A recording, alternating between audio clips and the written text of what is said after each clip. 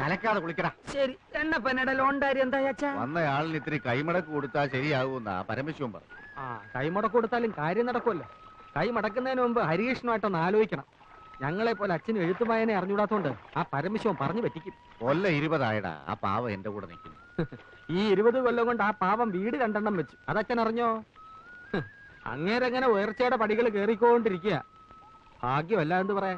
അച്ഛാ, ബ്ലോക്കിൽ കുറെ പുതിയ പയറുവിത്ത് വന്നിട്ടുണ്ട് കേട്ടു. നമുക്ക് കുറെ വാങ്ങി മേലെ പറഞ്ഞ് വീശിയാലോ? വീശിക്കോ. ഇന്നലെ ഒരുപാട് തേങ്ങ കളവ് പോയി. അല്ലെങ്കിൽ തന്നെ തേങ്ങയുടെ വില താഴോട്ടാ. അതിനിടെ ഉള്ളതും കൂടെ കള്ളന്മാരും കൊണ്ടുപോയാലോ? കക്കുന്നവനെ അള്ളു വെച്ച് പിടിക്ക്, എന്നിട്ട് കാല് തല്ലി ഒടിക്ക്. അപ്പൊ പരിഹാരം ഉണ്ടാവും. കാല് തല്ലി ഒടിക്കാൻ മച്ചമ്പേരാ മൈസനട്ടോ. അവന്മാർ തെങ്ങിന്റെ തല വെട്ടും. വെട്ടട്ടാ. ഇന്ന് രാത്രി കാവൽ നിൽക്ക്, ഞാനും വരാം. മടവാളെടുത്ത് തെങ്ങിന്റെ മടലെ കുത്തിവെക്ക്. രക്ഷയില്ലാച്ച വെട്ടിക്കോ, ബാക്കി കാര്യം ഞാൻ നോക്കിക്കോളാം. വേണ്ട മച്ചമ്പി വേണ്ട. അതിന് കിടന്ന് കളിച്ചാൽ തീക്കളിയാകും. താനൊക്കെ പിന്നെ എന്തിനാടോ ഇങ്ങനെ ആണാന്നും പറഞ്ഞ് നടക്കുന്നേ? അല്ല, 24 മണിക്കൂറും ഇങ്ങനെ വെള്ളത്തിൽ കിടന്നാലേ ഉള്ള ആണത്വം പോവും. താനേ കാണ്ടാമൃഗം.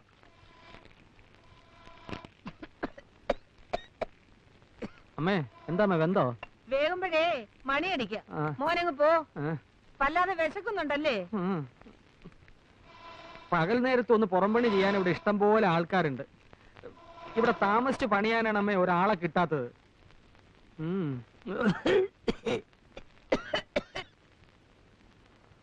ജോലിക്ക് അപേക്ഷിച്ചിട്ട് എന്തായടാ ഹരികൃഷ്ണ, കിട്ടുവോ? ഈ വീട്ടിൽ നിന്ന് രക്ഷപ്പെടണമെങ്കിൽ എനിക്കൊരു ജോലി കിട്ടിയേ പറ്റൂ. പ്രൈവറ്റ് എങ്കിൽ പ്രൈവറ്റ്, പബ്ലിക് എങ്കിൽ പബ്ലിക്. ഞാൻ ചാടും. നീ ഒരു ജോലിക്ക് കയറുന്ന ഞാൻ കണ്ടസാടാ. നീ ധൈര്യമായിട്ട് കയറ്. വീട് വിട്ട് പുറത്ത് ജോലിക്ക് പോകുന്നത് അച്ഛൻ ഇഷ്ടാവോ എന്തോ? ഏതായാലും അച്ഛന്റെ സമ്മതം കൂടി അറിഞ്ഞിട്ട് പോരെ.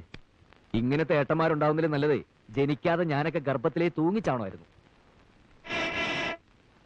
നാശം.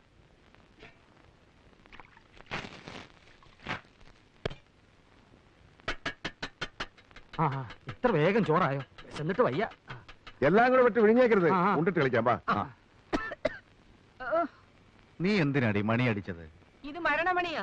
എനിക്ക് വയ്യ ഇങ്ങനെ അടുപ്പിൽ ഊതി ഊതി പ്രാണം കളയാൻ. ഒരുത്തി എനിക്ക് ഇതിനകത്ത് കിട്ടണം. അതിന് കഴിയോ? നിങ്ങളുടെ അവിടെ ഇന്നെല്ലാരും പച്ചവെള്ളം കുടിച്ച് ഓരോ ഉള്ളിയും കടിച്ചു പോയി കിടന്നോ. കാലനക്കാൻ വയ്യാതാ ഞാൻ ഈ പുഹയത്ത് കിടന്ന് കഷ്ടപ്പെടുന്നത്.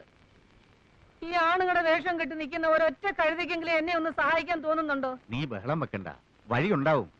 എത്ര ആലോചന ഈ വീടിന്റെ പടി കടന്ന് വന്നതാ. ഒരുത്തിനെങ്കിലും ഒരു പെണ്ണിനെ കെട്ടിക്കൊണ്ട് വരാൻ തോന്നിയോ? ആ പറഞ്ഞ എന്നെ കൂടെ ചേർത്തല്ലേ. ഞാൻ കെട്ടില്ല. കെട്ടാൻ വെച്ച പെണ്ണ് കെട്ടിന്റെ തലേ ദിവസം വേറൊരു കോന്തന്റെ കൂടെ ഒളിച്ചോടി പോയത് പെങ്ങക്കറിയാലോ. അവള് പോയെങ്കിൽ പോട്ടെ, അമ്മ നീയും കെട്ടല്ലോ. എന്തിന് ഈ വയസ്സുകാരത് കണ്ണുകൂത്തി കളിക്കാനോ? നീ പോടാ. ആങ്ങളെ കല്യാണം കഴിച്ച് എനിക്ക് സഹായത്തിന് ഒരാള് വേണ്ട. പോത്ത് പോലെ വളർന്ന 2 ഉണ്ടല്ലോ. 2 അല്ലേ പെങ്ങളെ, 3 പോത്ത്. ഹരിയെ ഞാൻ കൂട്ടിയിട്ടില്ല, അവൻ കുഞ്ഞ. നിനക്ക് തലയ്ക്ക് വട്ടാടി. ഇവർക്ക് കല്യാണപ്രായം ആയെന്നും വെച്ച് കണ്ട കാവാക്ഷിയെയും മീനാക്ഷിയെയും കെട്ടിക്കൊണ്ടുവരാൻ ഞാൻ സമ്മതിക്കത്തില്ല. യോഗ്യത വേണം, തറവാടിത്തം വേണം, കുലമഹിമ വേണം. ഇതൊന്നുമില്ലാതെ കേറി വരാൻ ഈ വീടെന്താ പെണ്ണുങ്ങടെ കുളിക്കടവോ? ഇതെല്ലാം ഉണ്ടെന്നും പറഞ്ഞ് പരമശിവൻ കൊണ്ടുവന്ന ഒരു ആലോചനയില്ലേ? അതൊന്നും നോക്കിക്കൂടെ? മച്ചമ്പി അത് നേരാ. ഒരു വലിയ തറവാട്ടിലെ ഏട്ടനെ അനിയനും മറ്റൊരു വലിയ തറവാട്ടിലെ ഏട്ടത്തെയും അനിയത്തെയും കെട്ടുന്നതിൽ ഒരു തരക്കേടുമില്ല. വെട്ടിയാൽ വാള് മുറിയുന്ന തറവാടാ അവരുടേത്. 500 കൊല്ലം മുമ്പ് ഇവിടുത്തെ നാടുവാഴിയായിരുന്നു അവരുടെ കാരണവരെ. കുലമഹിമ ഇതിലപ്പുറം ചിന്തിക്കാനുണ്ടോ? എന്നാൽ അന്നങ്ങേർ ഇവിടുത്തെ പേര് കേട്ടൊരു സിംഹമായിരുന്നിരിക്കണം. 500 കൊല്ലം മുമ്പ് ഇവിടെ മുഴുവൻ കാണായിരുന്നടാ. എന്റെ ഏട്ടന്മാര് കല്യാണം കഴിക്കുന്ന ആരെയായാലും കൊള്ളാം, അവർക്ക് ഇത്തിരി ഭംഗി വേണം. അതെനിക്ക് നിർബന്ധമാണ്. അതെനിക്ക് നിർബന്ധ. പെണ്ണാളെങ്ങനെ? നല്ല തക്കാളി. തക്കാളി പോലത്തെ പെണ്ണുങ്ങള്. പച്ചത്തക്കാളിയോ പഴുത്ത തക്കാളിയോ? മൂത്തവൾ ഇത്തിരി പച്ച, ഇളയത് ഇത്തിരി പഴുത്തതാ. എനിക്ക് അങ്ങനെയാ തോന്നിയേ. ഇനി നിങ്ങൾ കാണും. കൊണ്ടു കൊടുക്കൂ കുട്ടി. അതിലേതാ എന്റെ ചെക്കൻ? ജാതക ചേർത്ത നല്ലപോലെ ഉണ്ടെന്നാ കണ്ടത്. ഏറ്റവും നന്നായി ചേരുന്ന ജാതകം തമ്മിൽ കൂട്ടിക്കെട്ടാം. എന്താ? ആയിക്കോട്ടെ. എന്താ വിരോധോട്ടോ? ഒരു വിരോധമില്ല. ഈ 2 നിലപാട് ഒന്നിച്ചാൽ പിന്നെ ഈ കാരണന്മാരാണല്ലോ ഇവിടുത്തെ നാടുവാഴികൾ. പച്ചത്തക്കാളി വരട്ടെ.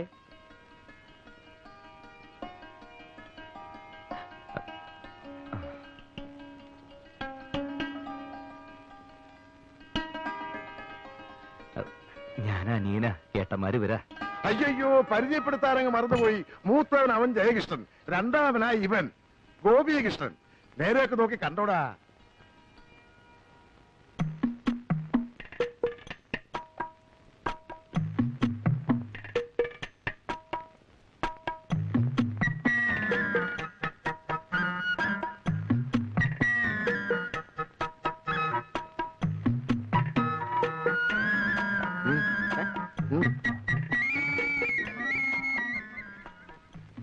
അതിന്റെ അഭിപ്രായം? എനിക്കിളയല്ലേ നല്ലതാ, എനിക്കത് മതി. നിന്റെ കാര്യം എങ്ങനെ? എനിക്ക് ഇളയതിനെ മതി. എടാ നിനക്ക് പറഞ്ഞു വെച്ചിരിക്കുന്ന മൂത്തേനെയാ. അതിന് എനിക്ക് വേണ്ട. അതിന് മൂപ്പിത്തിരി കൂടും. അമ്മാവിന് ഇതിൽ ഇടപെട്ട് എന്റെ കാര്യം കലക്കരുത്. ഇത് നടന്നില്ല, എനിക്ക് ഇനി വിവാഹമേ വേണ്ട. എന്താടി ഇരുന്ന് മോങ്ങുന്നത്? എന്താണെന്ന് അവർക്ക് ആ രണ്ടുപേരും വേണ്ടെന്ന്. രണ്ടിനും പഠിപ്പില്ല അത്രേ. അത്ര നിർബന്ധാണെങ്കിൽ ഇളയവനെ കെട്ടിക്കൊള്ളാന്ന് വരുത്തി. അപ്പൊ മൂത്തവൾക്കും അവനെ തന്നെ വേണം. പുറത്ത് അതിലും വലിയ പ്രശ്ന. രണ്ടാൾക്ക് ഇളയതിനെ മതി, മൂത്തതിന് ആർക്കും വേണ്ട. ഞാൻ എന്താ ചെയ്യാ? ഇവളുമാർക്ക് ഇത്രയും ബുദ്ധിയില്ലാണ്ടായല്ലോ. ഇത്രയധികം സ്വത്തുള്ള കുടുംബത്തിൽ നിന്ന് ഇങ്ങനെ ഒരു ആലോചന ഇതിനു മുമ്പ് വന്നിട്ടുണ്ടോ? ഞങ്ങൾക്കുള്ള സ്വത്തൊക്കെ മതി. അത് ഒന്ന് 8ാം ക്ലാസ്സും ഒന്ന് 7ാം ക്ലാസ്സും. നേരെ വേണം പേരിന്റെ സ്പെല്ലിംഗ് പോലും പറയാൻ അറിയില്ല. അവരെ കെട്ടാൻ ഞങ്ങൾക്ക് വയ്യ. അത്രയ്ക്ക് ദണ്ണമാണ് ഈ മൂത്തേനെ അമ്മാവൻ കെട്ടി. പെണ്ണ് കാണാൻ വന്നിട്ട് ഒരുമാതിരി വിട്ടിത്തരം കാണിക്കരുത്. എന്താ അവരുടെ തീരുമാനം? എനിക്ക് അനിയത്തിയാ മതി. എനിക്കും അനിയത്തിയാ മതി.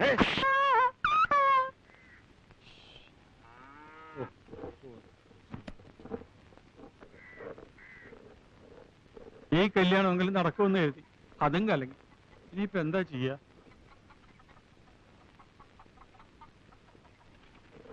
പുറം ജോലിക്ക് ഒരു പണിക്കാരിയെ കൊണ്ടുവന്നിട്ടുണ്ട്. ഒന്ന് ഇനി ഭാനുമതി അമ്മക്ക് ഒരു പ്രശ്നം ഉണ്ടാവില്ല. ഞാൻ വളരെ വിശാലമായി വലവീശി പിടിച്ചതാ. പേര് കാർത്തികേയനി. 24 മണിക്കൂറും അധ്വാനിച്ചോളൂ. ചിലവും താമസവും കഴിഞ്ഞ് മാസാമാസം ഒരു 100 രൂപ കയ്യിൽ വെച്ചു കൊടുത്താൽ പരമാനന്ദം. കാർത്തിയാനയുടെ വീട് എവിടെയാ? വടക്കാണെന്നാണ് അവള് കാണിച്ചതിന്റെ അർത്ഥം. വിശ്വസിക്കാവോ? വിശ്വസിക്കാവുന്നത് കൊണ്ടല്ലേ കൊണ്ടുവന്നത്. നമ്മുടെ പഴയ തഹസിൽദാരുടെ വീട്ടിലായിരുന്നു കുറെ കാലം. എന്നാൽ ഈ മുളകൊക്കെ ഒന്ന് നന്നായിട്ട് അരച്ചേ, എന്നിട്ട് അകമൊക്കെ ഒന്ന് നന്നായിട്ട് അടിച്ചു വാരി തുടയ്ക്കണം. തൽക്കാലം അടുക്കള കയറണ്ട. ജോലിയൊക്കെ ഒന്ന് വൃത്തിയാകുമ്പോ ഞാൻ പറയാം, അപ്പ കേറിയാ മതി. എന്നാലും ഉദ്ഘാടനം നടക്കട്ടെ. നേരം വണ്ണം നിന്നാൽ നിനക്ക് നല്ലത്. എനിക്ക് അത്ര പറയാനുള്ളൂ. അരക്കണോ അല്ലേ? ഇപ്പൊ അരക്കാം. ഈ എവിടെ കൊണ്ടുപോകുന്നു?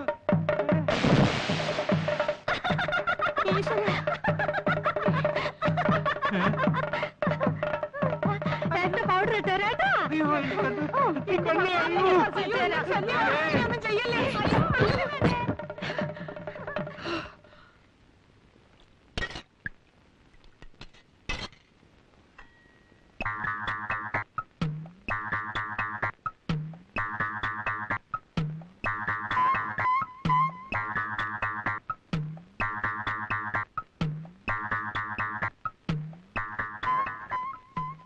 തഹസിൽദാരുടെ വീട്ടിൽ ഒരു മാസം നിന്നപ്പോ തലയ്ക്ക് സുഖമില്ലെന്ന് പറഞ്ഞ് അവളെ ആശുപത്രിയിൽ അയച്ച വിവരം ഞാൻ അറിഞ്ഞിരുന്നില്ല. അവരെപ്പോഴാ അവിടെ നിന്ന് വിട്ടത്?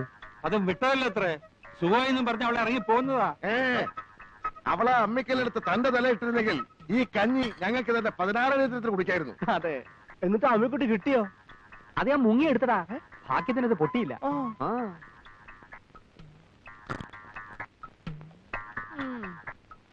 വേദച്ചാലും കൊയ്താലും പോരാ, തിന്നാനും യോഗം വേണം.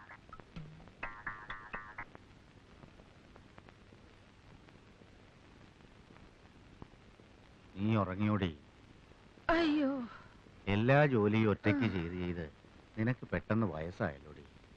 അല്ല, ഞാനൊരു കാര്യം ചോദിക്കട്ടെ. ആവശ്യത്തിലധികം സമ്പാദിച്ചു കൂട്ടിയിട്ടുണ്ടല്ലോ. ഒരു 2 തലമുറയ്ക്ക് തിന്നാനുള്ള നെല്ല് ഏത് നേരത്ത് നോക്കിയാലും നമ്മുടെ പത്തായത്തിലുണ്ട് താനും. ഇനിയെങ്കിലും മക്കളെ അവരവരുടെ ഇഷ്ടത്തിന് വിട്ട് ജീവിക്കാൻ അനുവദിച്ചുകൂടെ? എന്ന് വെച്ചാൽ അവരോരോരുത്തരും അവരവർക്ക് തോന്നുന്ന ഓരോ പെണ്ണിനെയും കെട്ടിക്കൊണ്ടുവന്ന് കാരണവന്മാരും ഞാനും കൂടെ ഉണ്ടാക്കി വെച്ച സൽപ്പേര് ഇല്ലാതാക്കണം. അതല്ലേ നിനക്ക് വേണ്ടത്?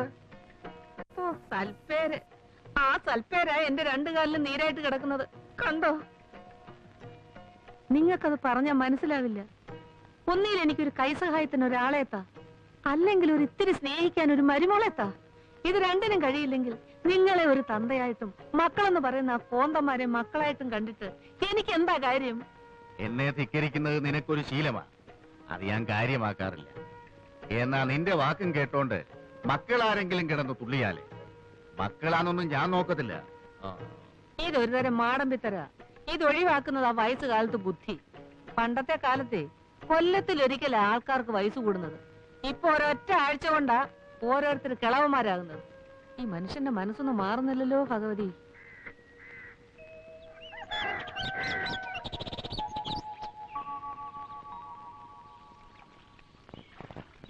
മനുഷ്യനായാലേ കുറച്ച് മര്യാദയൊക്കെ വേണം. അമ്മാവനാണെന്ന് വെച്ച് ചെറ്റത്തരം കാണിക്കരുത്. 2 ദിവസമായില്ലേ എനിക്ക് വന്നൊരു കവർ പോസ്റ്റ്മാൻ നിങ്ങളെ ഏൽപ്പിച്ചിട്ട്? അത് നിങ്ങൾ എനിക്ക് തന്നോ? എന്റെ കയ്യിലോ? എപ്പോ? മിനിയാന്ന് ചന്തക്കാരി വിലാസിനുടെ വീട്ടിൽ വെച്ച് അമ്മാവനെ കണ്ടപ്പം കത്ത് കയ്യോട് അമ്മാവനെ ഏൽപ്പിച്ചു എന്നാണല്ലോ പോസ്റ്റ്മാൻ കാതർകൂട്ടി എന്നോട് പറഞ്ഞത്. അമ്മാവൻ എന്തിനാ ചന്തക്കാരി വിലാസിനിയുടെ വീട്ടിൽ പോയത്?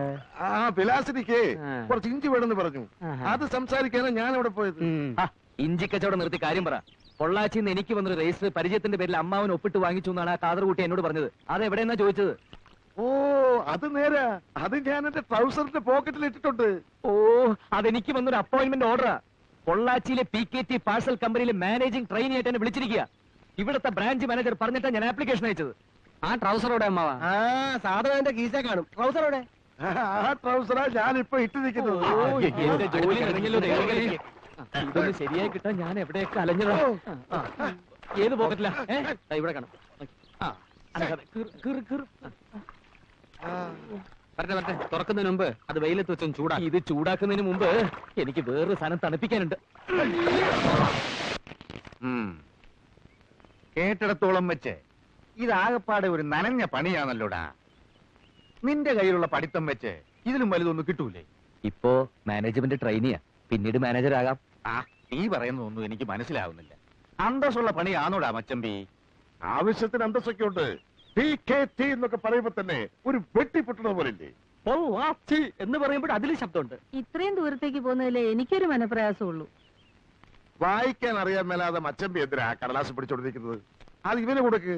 ഈ വീട്ടില് 4 അക്ഷരം പഠിച്ചെന്ന് പറയാൻ ഇവൻ മാത്രല്ലേ ഉള്ളൂ. ഈ തറവാടിന്റെ പേര് പുറത്തൊക്കെ ഒന്ന് അറിയട്ടെ. എന്താ? ആ, ഇവൻ പോണമെന്ന് തന്നെയാ എന്റെ അഭിപ്രായം. ഏട്ടന്മാർ 2 ആളും എന്നെ കൊണ്ട് ഒരു കാശും ചെലവാക്കിയിട്ടില്ല. അതേസമയം ഇഷ്ടം പോലെ സമ്പാദിച്ചു തന്നിട്ടുമുണ്ട്. നിന്നെ പഠിപ്പിക്കാൻ ചെലവാക്കി എന്റെ പലിശയെങ്കിലും എന്റെ ഈ വരണ്ടേ? PKT എങ്കിൽ PKT പോയി 4 കാശ് കൊണ്ടുപോവാ.